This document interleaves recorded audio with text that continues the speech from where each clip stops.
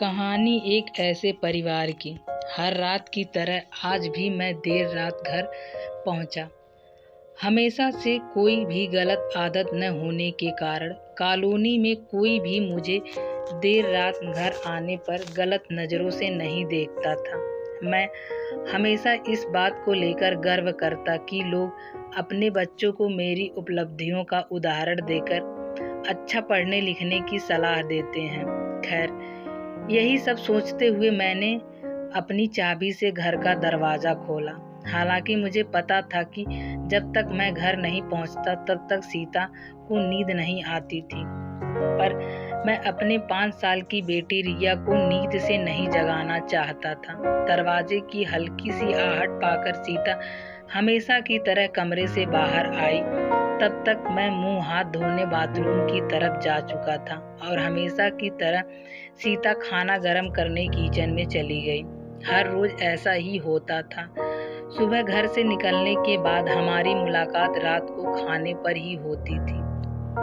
सीता को इस तरह की जीवन शैली से कोई प्रॉब्लम नहीं थी। एक हाई क्लास सोसाइटी में अपनी साख बनाने के लिए हर किसी को इस हद तक की मेहनत करनी ही पड़ती थी। रिया सो गई? खाना खाते हुए मैंने सीता से पूछा। हाँ, काफ़ी देर से आपका इंतज़ार कर रही थी, लेकिन फिर इंतज़ार करते करते ही सो गई, सीता ने शिकायत भरे लहजे से कहा। लेकिन हर बार की तरह मैंने मुस्कुराकर बात को टाल दिया। अगली सुबह रात को देर से सोने के कारण हर रोज मैं सुबह देर से ही उठता था, लेकिन जब तक मैं उठता तब तक रिया स्कूल चली जाती थी। रिया की हमेशा शिकायत रहती थी कि मैं उसे कभी बाहर घुमाने नहीं ले जाता और शायद इसी बात को लेकर वो मुझसे नाराज भी थी। हमेशा की तरह मैंने उठ कर सीता को आवाज़ लगाई और बाथरूम में घुस गया। थोड़ी देर में ही सीता नहाने के लिए गर्म पानी ले आई। तुम नहीं होती तो मेरा क्या होता? हमेशा की तरह मैंने पानी की बाल्टी लेते हुए अपना घिसा पीटा डायलॉग मारा और हमेशा की तरह ही सीता मुस्कुराते खाने की तैयारी करने किचन में चली गई। खैर, ऑफिस के लिए तैयार होकर जब मैं डाइनिंग टेबल पर आया तो रिया मुंह फुलाए बैठी थी। क्या बात है, मेरी बिटिया आज स्कूल नहीं गई? मैंने प्यार से रिया के बालों पर हाथ घुमाते हुए बोला। आज संडे है, रिया ने गुस्से भरी आवाज से कही। काम की भाग दौड़ में मैं यह भी भूल गया था कि आज संडे है और आज दिन में मैंने रिया के साथ मूवी जाने का प्रॉमिस किया था, लेकिन आज तो मुझे क्लाइंट मीटिंग के लिए ऑफिस जाना था। मुझे ऑफिस जाता देख रिया को अपने मूवी का प्लान खतरे में पड़ता दिखाई दे रहा था और शायद इसीलिए वो मुझसे गुस्से से बात कर रही थी। पापा, आप 1 घंटे के कितने पैसे कमा लेते हो? अचानक रिया ने पूछा। रिया ने पहले कभी इस रवैये से मुझसे बात नहीं की थी। शायद गुस्से में उसने ऐसा कह दिया।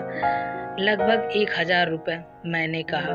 क्या आप मुझे 500 रुपये उधार दे सकते हो? रिया ने कहा। लेकिन तुम्हें पैसे क्यों चाहिए? मैंने थोड़ा गंभीर होते हुए पूछा। मुझे चाहिए, रिया ने बनावटी मुंह बनाते हुए कहा। खैर, मैंने रिया को 500 रुपये दे दिए।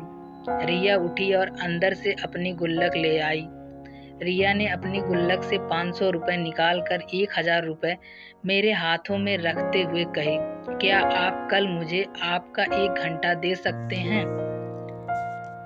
मुझे आपके साथ बैठकर खाना खाना है। बहुत बिगाड़ रखा है तुम्हारी मम्मी ने तुम्हें। रिया की इस हरकत पर मैंने गुस्से से उसे एक थप्पड़ लगाते हुए कहा।